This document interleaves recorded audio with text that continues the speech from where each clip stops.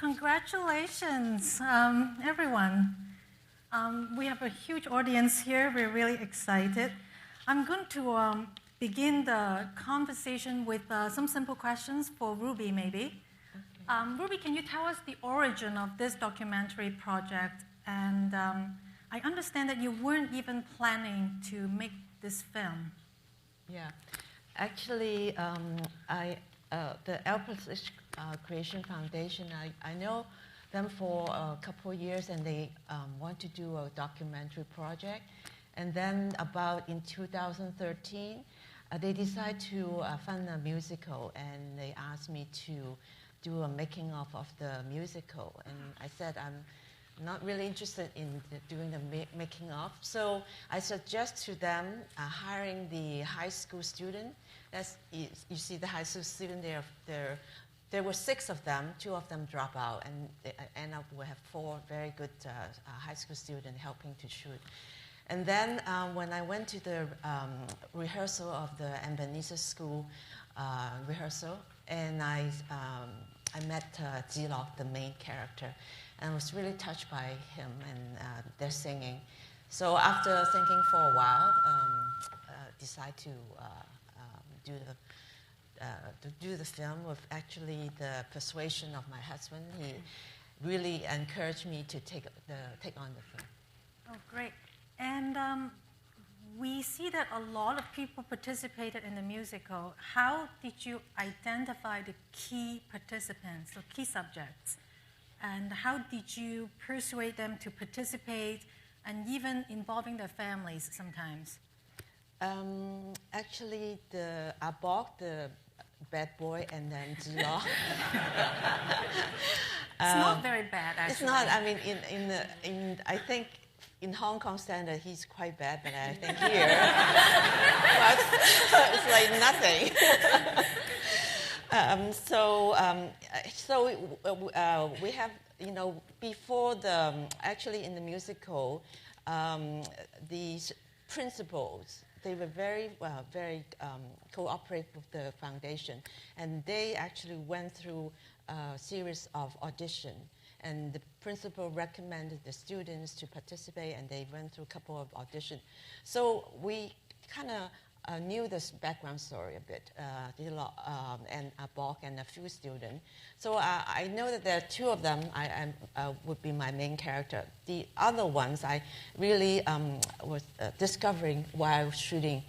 I spent about 3 months in the high school every day, spending time with them, so I get to know them really well.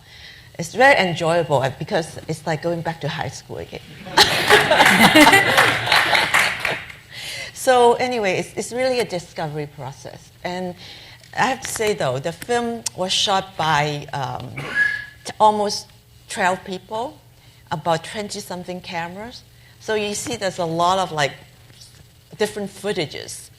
And so I've seen it many times, but this is my first time seeing it in the U.S. I see it probably with a fresh eye. I said, wow, that's a lot of different camera work.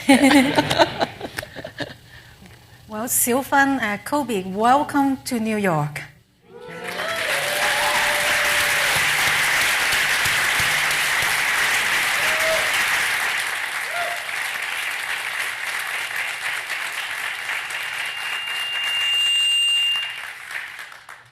I'm wondering if the 2 of you can tell us how, if participating in the musical and also the documentary film changed your lives. Okay.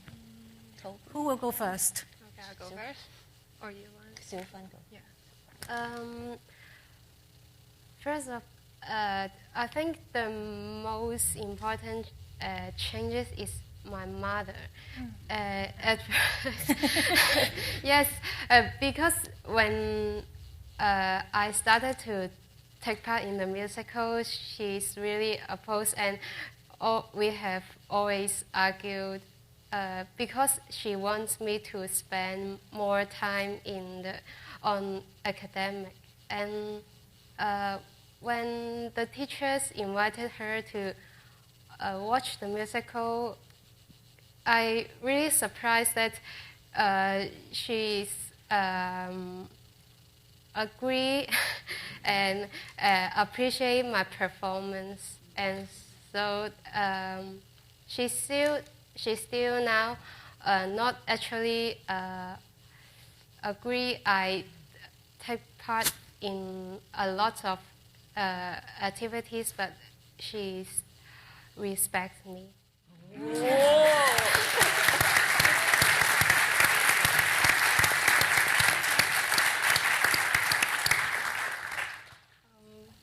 For me, it's quite different with Sio Fan's case because my family always support me to do everything that I want. And I think the musical has changed me a lot. When I was a high school girl, I'm that kind of very lazy girl that I hate to study, just like Jessica. Yeah. That's why I want to work after I graduate. But because of the musical journey, after I work for a year, I chose to back to high school and repeat my senior year. And I just finished my high school again.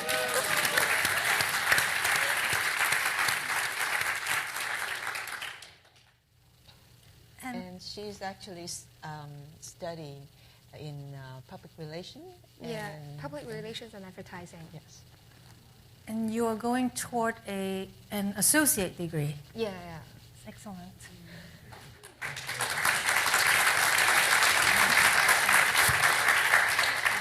I am wondering how people have reacted to the film and whether you were surprised by the reactions. Pretty much, actually, because in Hong Kong, people don't watch documentaries, and so while like here, it's really niche market, and so we're very fortunate to have Andy Lau's company. His manager saw the film very early on. It's almost our first preview screening. And she recommended the film to Andy. And so he lent his name to the film and engaged a lot of celebrity to endorse the film because there's no star in the film. And so that way, so people would at least know about the film. So it opened in the theater last October. It played for 3 months, not all the time, but in the morning show. And so a lot of schools had booked for booking, and we have played over 400 schools, high school and organizations. So it's very good.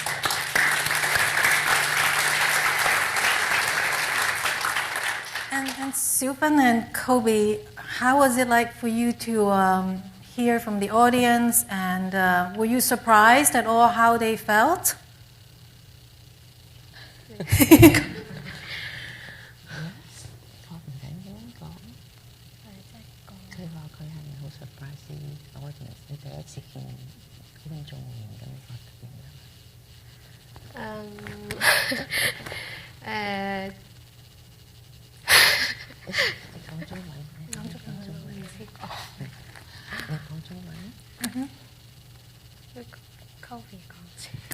Coby, go ahead.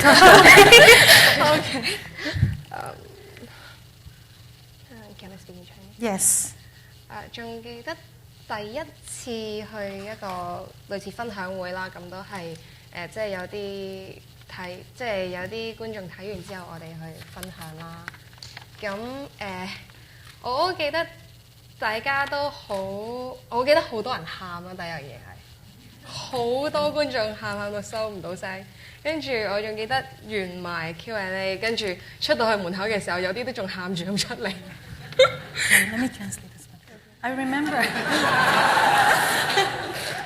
remember the first time I went to attend the Q&A, and a lot of people watched the film and then ended up crying. And then when we saw these people outside of the theater, they continued to cry. 跟住都大家好支持我哋嘅，咁佢哋俾咗好多鼓勵我哋啦，所以都好感激大家。the audience was very supportive and they were very, very encouraging. So we were very appreciative. I'm glad that you all the audience are very enjoy on the documentary, and hope you like it.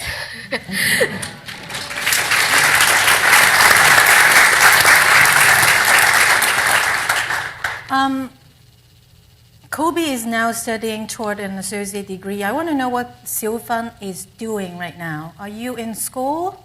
Yes, I'm studying in high school, and I'm ready for the public exam next year. For college, for university? Yes. Yes. And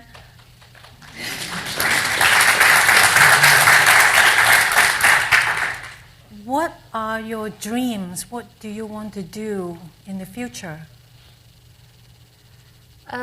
I hope I can be a social worker that can help other people, because now I have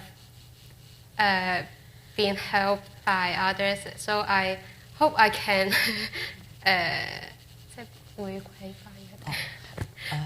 Return to the society. Yes. Return.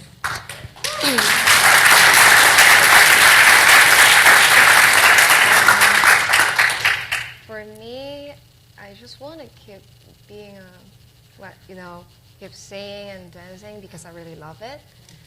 And well, because I'm going to study about public relations and advertising, that's why I want to, maybe that would be my future career. Maybe, I don't know. I'm going to open it up soon. I'm just going to ask the director one question before I open it up to the audience. Ruby, you made a film long time ago, also about a documentary about Hong Kong young people. That's during a time when Hong Kong was being turned over to China after the British colonial rule. And so you have been observing young people in Hong Kong for a very, very long time. And I'm wondering whether you find the current young generation very different from before. Yes, I think first of all, the mobile phone. And selfie.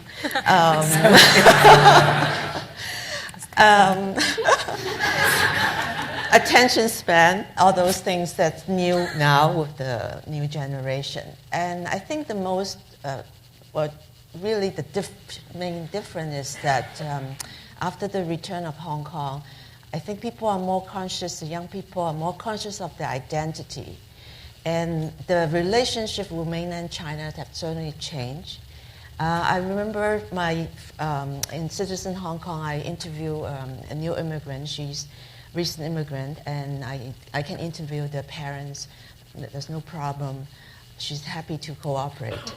So in this film, I have asked, there were about 5 to 6 new immigrants. I have asked them over and over again to let me film and let me interview the parents, and they won't let me. So even having the principal talking to them, they said no, because the animosity towards the new immigrant is a serious problem. So that's the main change. I mean, of course, there are so many changes, but young people are still there. Still, they're so much more fortunate. I mean, they have so many more choices. And there's so many activities also in Hong Kong that young people can participate. Well, questions. We do have 2 mics from the aisle that can be passed to you. Anyone? Yes, someone in the front.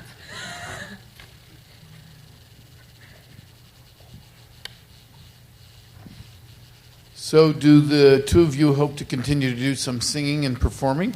And Ruby, what do you see as the way in which to reach audiences here in the United States? Because I don't know how hard or easy a Chinese language documentary is to find a market or an audience here? Let me answer your question. It's tough. I mean, looking at the film in Hong Kong versus looking the film here is very different because it's very Hong Kong specific. I don't know because the situation there is very academic driven. The banding and the system is not. It's very specific to Hong Kong or to Asia or even to China. So I'm not sure, but I think the theme of parenting, educators, and I think the inclusion, including how we, include people with disabilities, all those things are very universal. So I hope that we can find an audience in the U.S.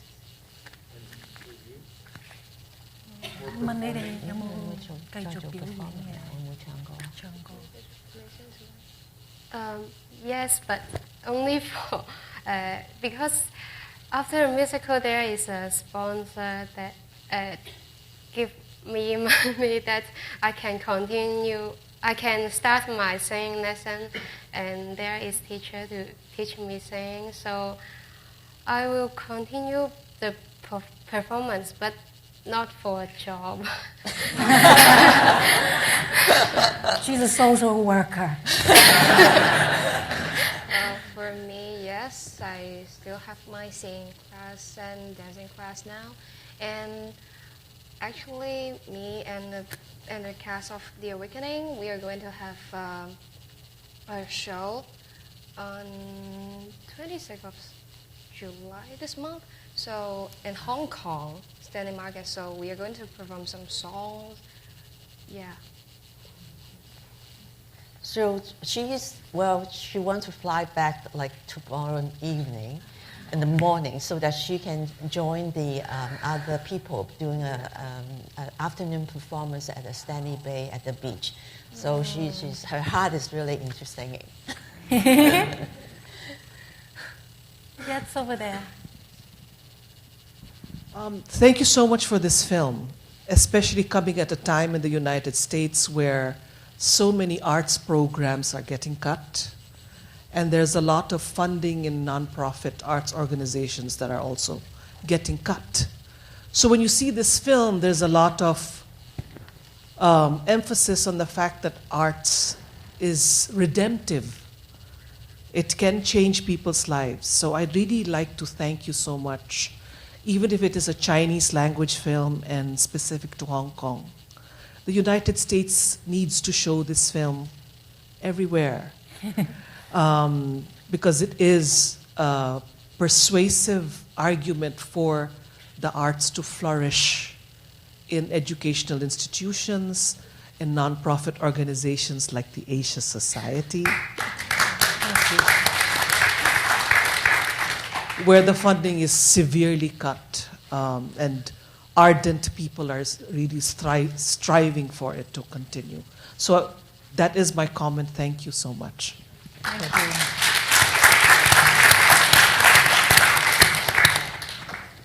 There's a question over there.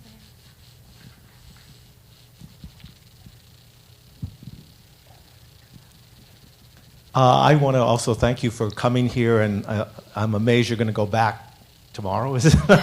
It's too bad that you can't stay. But this is also very good timing because we're celebrating here in the United States the 25th anniversary of the ADA, which is something which, our country is still getting used to. So I guess the question I have, the young man who didn't have his sight, I really appreciated that kind of tension within his family that you picked up, Ruby, because the mother didn't seem to really acknowledge and wanted him to be so-called normal.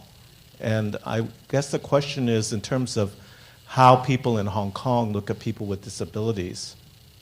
How can you talk a little bit about that? Because when you were talking about the reaction, I think in the United States there still is an issue about that, and we just had in New York our very first people with disabilities parade to just be proud that if you have a disability, that doesn't mean you're different or any. You just have different abilities, and yet I think here we still marginalize people with disabilities.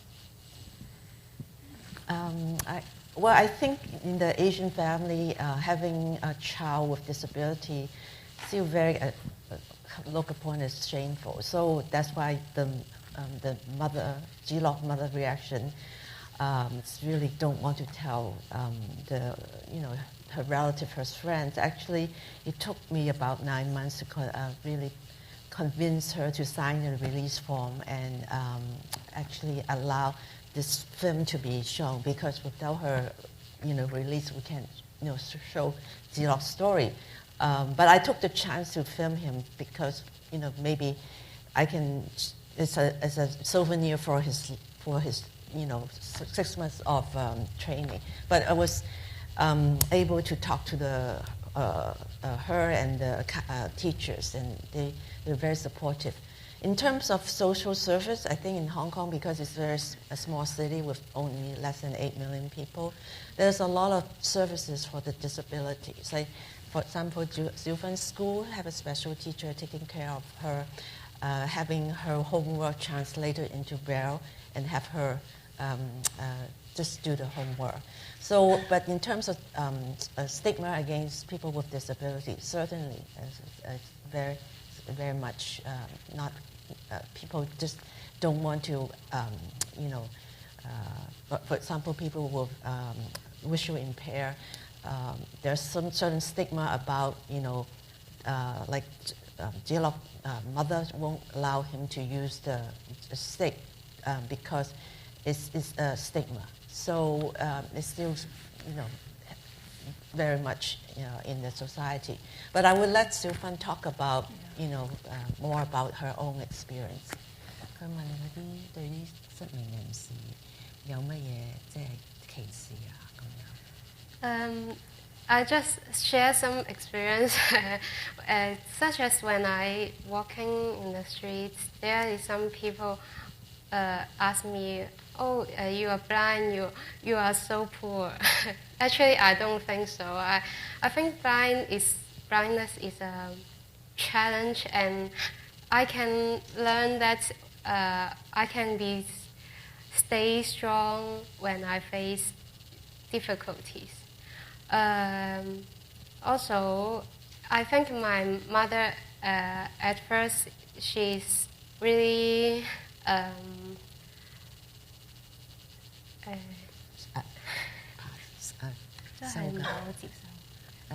her mother couldn't accept her blindness, her vision. Yes, and she told me that don't tell other students I have cancer, so I'm blind.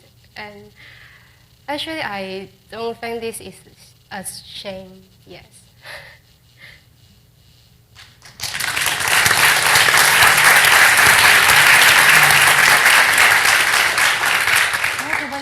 Oh, okay.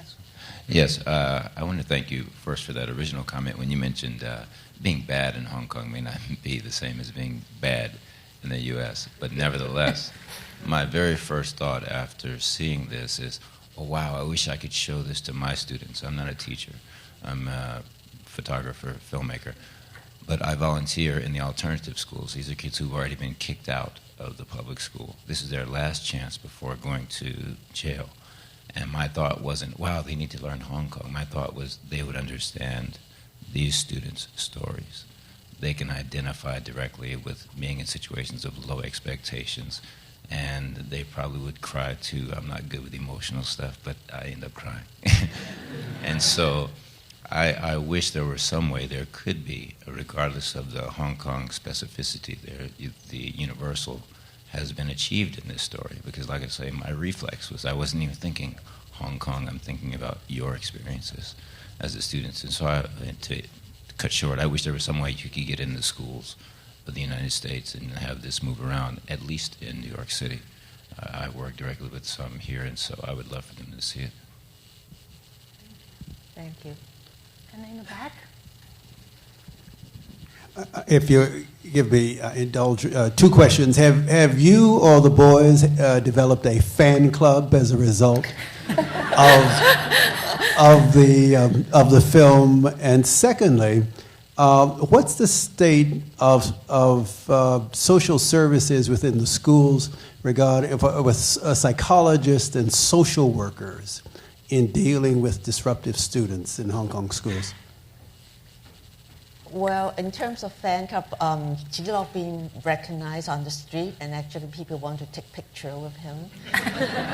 So they, and Abok is also quite a celebrity.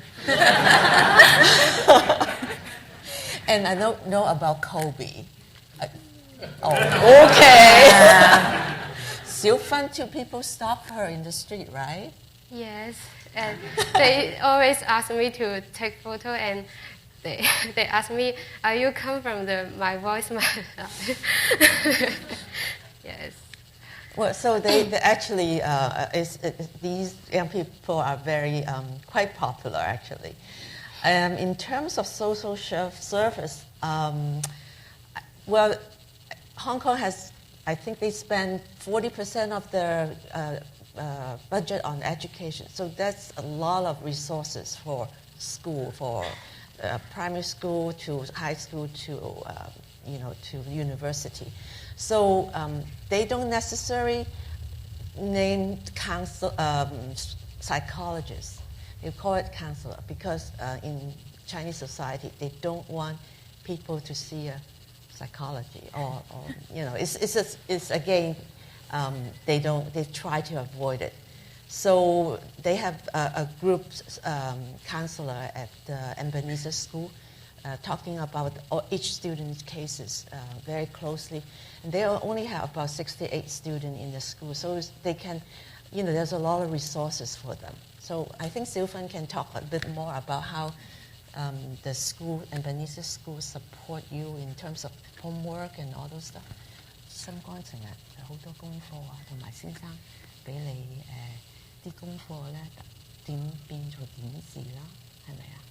同埋有咩嘢你可以心肝同你有先生係咪啊？你講呢個。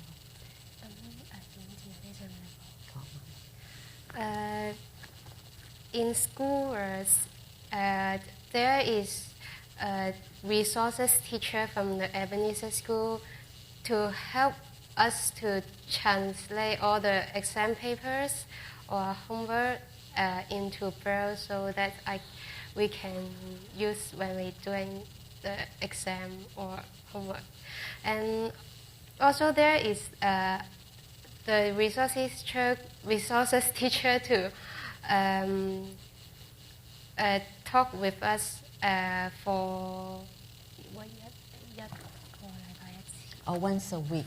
Yes, and maybe we can tell them about our life in the mainstream school or what difficulties are we facing in the mainstream school. Yes. Yeah, like Zilog, he got accepted into a very good school called St. Paul College. And so basically there's one teacher really looking after him. Every week they have a meeting with the main school teacher, his main teacher, and then with the resource teacher. And so whether he's catching up with his homework, what's his plan for the future, it's really closely monitored. And so even the teacher appeared in the school that taught him how to walk, they also talk. So I actually every week I got updates on their life. So so it's very, very good. Yes, there's a question here.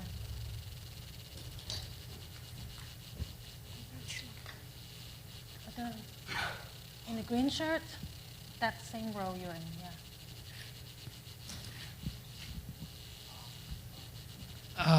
I wonder if you realize how amazing your film is. I mean, did you come upon, like the last line about how ordinary people can be so effective? Did that, because you said your husband helped you grow the desire to do this film. At what point did you realize that this is an incredible message to look at an ordinary school and come up with this fantastic story about what our cities and our nations are all about. This would be incredible in China. It would be incredible here. When I think of how this film addresses, for us as Asian Americans, the model minority myth, and how it addresses how our cities work, really, what really is happening in the guts of our city. And people trying to get $15 an hour and just get that kind of a job. You know, a lot of the city is just involved with keeping different parts working, getting enough people to work, but showing really what's happening within people, how that growth is what we're really about, what the human story is. I think it's an incredibly important. The other thing is that because it's a documentary, it so much impacts us as audience to relate this story to real life, to what's really happening, to much more than, say, a fiction film, a story about heroes. This shows us so much more, how much more art is involved with making our city a more human place. Not only in this country, but in China. We desperately need this kind of image to tell our political leaders how to make things work. Great, thank you. We have one last question over there. It is you in the blue. Yes.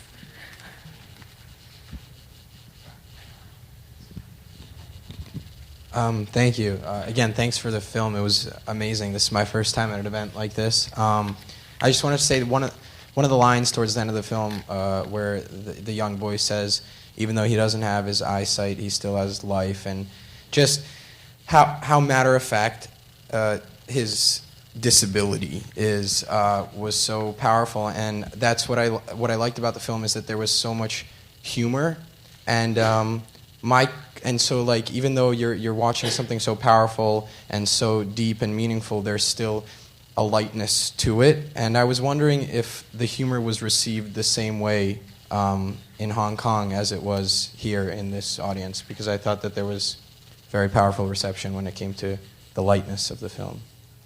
Oh, the people laugh so much. Okay. Especially with Fat Ian.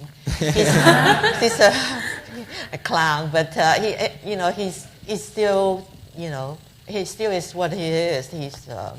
He is in college and still, try to take lesson from Nick. So, it's funny that this is the first film that I got so involved in these young people's life, and I became the counselor and the friends, and this film is like, maybe it's because I'm from Hong Kong and this is a film about Hong Kong. So I have a workshop at Hong Kong University. So Nick is actually hired by this Creation Foundation and set up the mentoring these 13 students in the film, so that they make sure that they go through this year of transition, because the film has given a lot of spotlight onto their life, and I'm not sure whether it's a good thing. So we created a fund for especially for these main subject of the film. So they will come every week for tutoring, continue doing the English tutoring and liberal study, and so for the past 6-9 months, they were doing tutoring next door to my workshop, and I was editing, and they were doing English, and once in a while I would pop into the room and say, hi, how you doing, and that kind of stuff. It's very rewarding. I think it's really a film that gives me a lot of reward, knowing Sio Fan and having Coby coming and seeing it today, for the first time in the U.S. is wow. It's sort of it's very nice. So. Oh yes, it's going to show in New York for 1 week at end of August, and it's going to Los Angeles for 1 week as well. So, because a lot of students and actually their families and also the foundation has a lot of contacts here in the U.S. and they like to have this film shown here in the U.S. Okay, Sio Fan and Coby, give us some final words before you leave.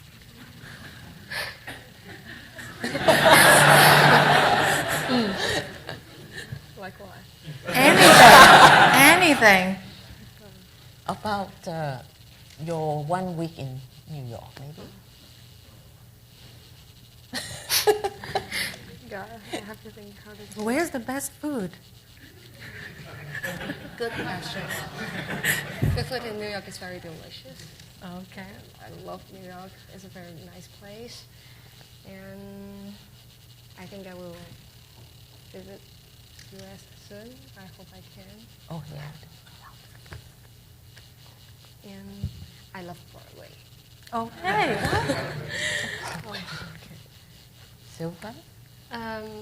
I really love the people in US. They treat me in a friendly way and make me feel very comfortable.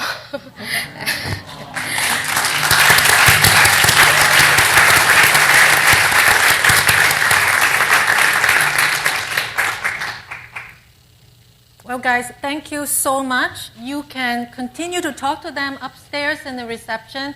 The food looks amazing. Thank you so much.